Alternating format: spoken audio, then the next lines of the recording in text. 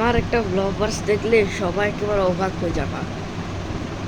যেমন তো মনে করো আমি টাইটেল দিব, বুঝি দেখতেছো এটা কি, ক্যামেরা তো এনে, আমি তো এনে মনে করো ওই দিক থেকে জি ম্যান আইতেছে, আয় জি ম্যান আজ তো তোর আমি দাদার দাদা লাগি বাপ না।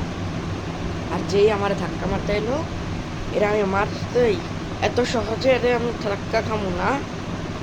আমার কাঁধ দেখছো, এটা কাঁধ, এই যে দেখছো আমার কাঁধ, এই যে দেখো, দেখছো কেমন অবস্থা।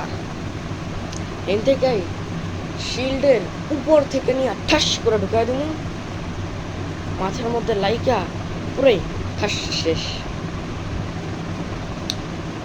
অন্যান্য ইউটিউবার্সরা তো এটা করে নাই, এটা আবার ধাক্কা মানে জি ম্যান পালাই গেছে। আমার ব্লগার্সরা তো জি ম্যানকে যাইতেই দেয় নাই।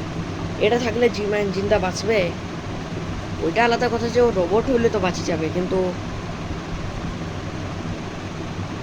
নর্মালিং বাঁচবে, বাঁচবে না।